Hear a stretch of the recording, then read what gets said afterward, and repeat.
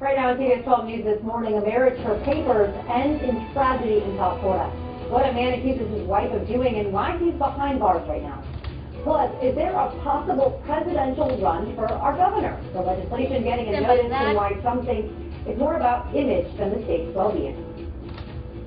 And a lot of dry air moving into the state of Florida. Look at that hunk of very dry, rusty air color over West Palm and Miami. That is beautiful. I'll explain why that is desperately needed. Standby open. Also kicking up a different hazard. We'll break that down for you as well. CBS 12 News this morning, continuing now.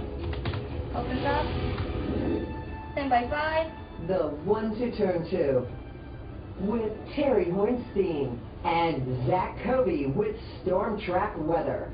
You're watching CBS 12 News this morning.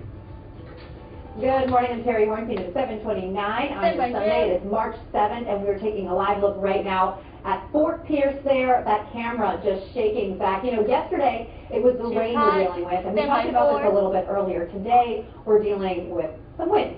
Yeah, and it's because that system that brought us the rain yesterday, it's still very close to the Florida coastline. So it's taking its time pushing away, and we have a building ridge of high pressure coming in, and so it's that low and that high together that are kind of competing, increasing the winds. Now the high is winning out across much of the area with the drier air. For example, Vero Beach. Look at your sunny skies this morning. Good morning to you. And clocking in with a temperature of 60 degrees. It's 52 in Okeechobee, 59 over there in Wellington and Belle Glade, and 60 from Jupiter, West Palm, and Boynton Beach.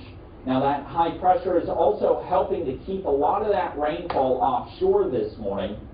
That's why in that Fort Pierce camera it looked a little bit cloudy. That's because there is some rainfall off of Fort Pierce. But again, our departing area of low pressure, it's actually right here. This is the center of it. And our building ridge is coming in right now across the western part of the Gulf of Mexico. And so it is funneling in some very strong winds this morning. We've got 17-mile-per-hour gusts in Stewart, 20 in Vero Beach, and 24 in Boca. We'll go over how high they go this afternoon. Those areas, that's coming up.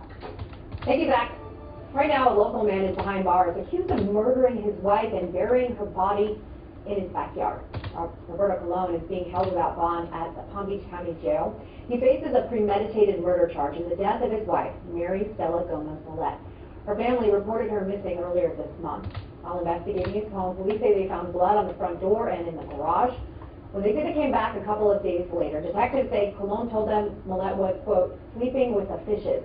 He also believes she was trying to scheme his mother out of money. Police say the two married just weeks after meeting in exchange for citizenship papers. One person is dead and another is in custody following a shooting in broad daylight yesterday. Deputies at the Palm Beach County Sheriff's Office say the shooting happened near Cooper Road and Southern Boulevard. CBS 12 News viewers sent photos and video from the scene at the time. A man was pronounced dead there. Deputies say they saw another man running with a gun nearby, and he was taken in for questioning and eventually charged. The motive of the shooting is still unknown. And just a reminder for you, CBS 12 News is the only local station that lets you track crime right in your own neighborhood. Just go to CBS12.com, look under the News tab, and click on Alert Map. Now to an eye on politics this morning. Governor Ron DeSantis held his State of the State address this past week, doubling down on his pledge to never enter into a COVID-19 lockdown and laying out his legislative agenda. The governor is earning praise from many of his fellow Republicans and even being discussed as a potential candidate for president in 2024. But statewide critics argue all of that political chatter is coming at a cost to Floridians. CBS 12's Jill Brand reports.